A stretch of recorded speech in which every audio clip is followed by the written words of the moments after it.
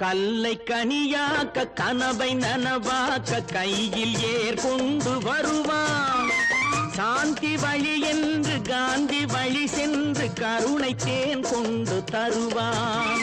கல்லை கனியாக்க கனவை நனவாக்க கையில் ஏர் கொண்டு வருவான்.